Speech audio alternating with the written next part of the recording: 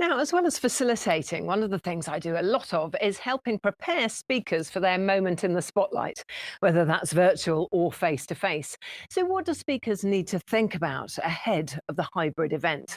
Well, I would say there are three areas to cover: mindset, content and delivery. So let's talk about mindset. So pre-COVID, I would do a lot of work with people who were perhaps nervous in the face-to-face environment.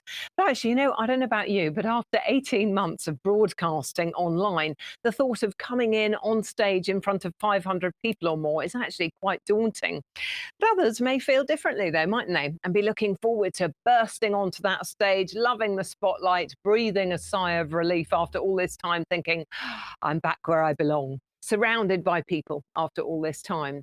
So we do need to help people manage those feelings using techniques to calm and manage those emotions, manage the nerves, or in fact, temper the excitement. So you really balance your focus with the online audience as well as people face to face. And along with mindset is being mindful, making sure that we don't simply favor people in the room and at worst ignore our online audience. So I would really urge people to also focus on this word: inclusivity. Imagine that you are a multitasker, two audiences, and being mindful of both, creating a really equal balance. And actually, I see it as my responsibility as the event moderator to really ensure that the whole group is mindful of each other.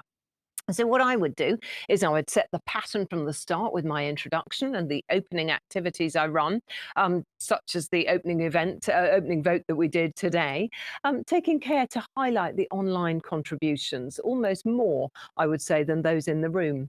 And once I've set the tone, it's then easier for me to help the speakers maintain that inclusivity. So for instance, if an in-room audience member catches the eye of the speaker and starts speaking, I would at the very least make sure that that person waits for a microphone so that the online audience can hear that too. But my preference, I would say, is really to remind the group how we manage the conversation, which with Jam would obviously involve everyone sharing their ideas digitally first, and then we seek additionally commentary from online and in-room based on what people have written. I would say it just needs to be a bit more disciplined, but what happens is it creates a much more inclusive experience. You could take this further though, budget wise, if you could, you might think about having two distinct roles: a specific host for the online audience and then the traditional conference chair. Now, the next thing is content. What do speakers now need to think of? Well, if we've learnt one thing about communication during the pandemic, it's that we can no longer waffle, can we? Take ages to get to the point, shamble our way through endless slides. Virtual attention span turns out to be even shorter than face to face. And I know at Crystal, that's what the research says.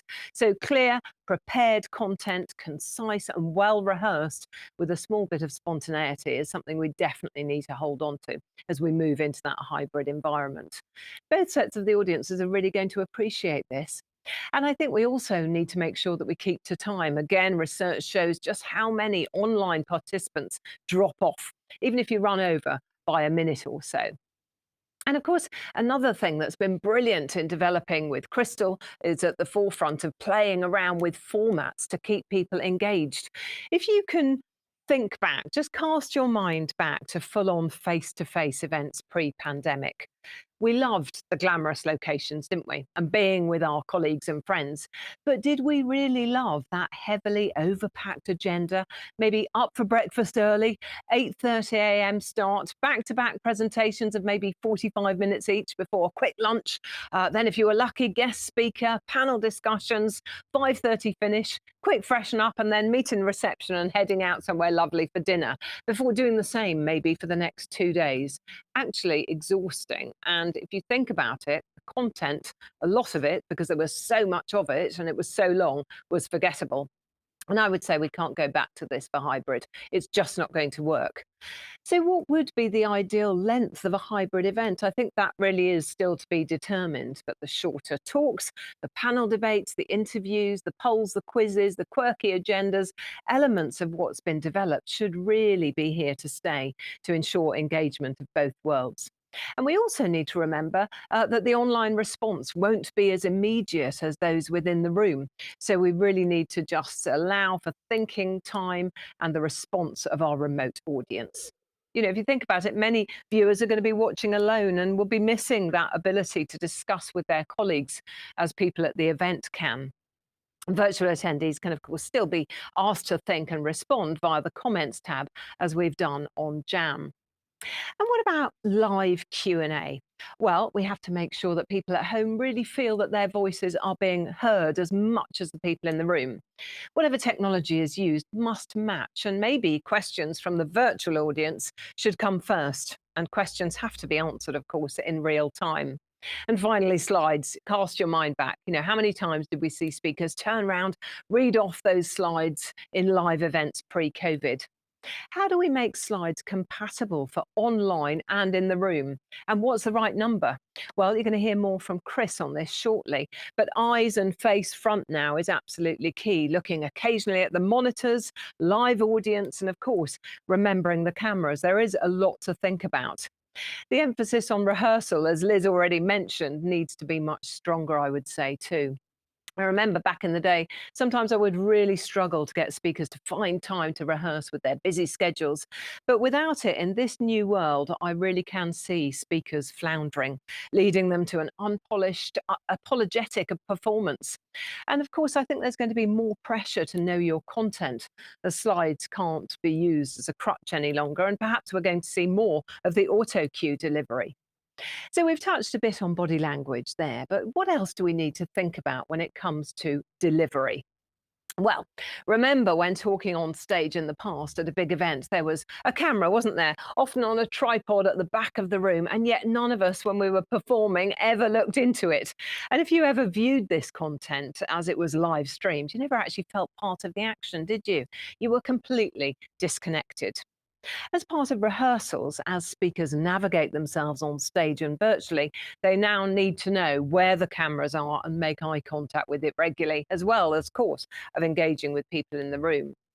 And I would say we also need to be much stiller. So I saw my fair share of pacers over the years, and people would move and make the most of the space, which was fair enough. But actually, what we need to think about is this won't work in an online environment. I used to say, the larger the audience, the larger the gestures. About face to face that was. But now, of course, we have to be aware of just how wide the camera shot is and keeping those gestures natural, but not overly expressive. And what about dress code? Well, we all learnt, didn't we, what looked good on camera in lockdown, and those rules are going to still apply. So avoiding stripes, herringbones, overly hectic patterns, things that cause the camera to strobe still very much need to be considered, as well as energy, passion, and enthusiasm. That's still going to be key, as well with vocal clarity, inflection, intonation, and pausing. So let's pull it all together. Take those newfound sharpened online skills and merge them when face to face. Don't forget them when it comes to the mindset, the content, and the delivery, and a strong facilitator to keep both audiences on track, engaged, and valued.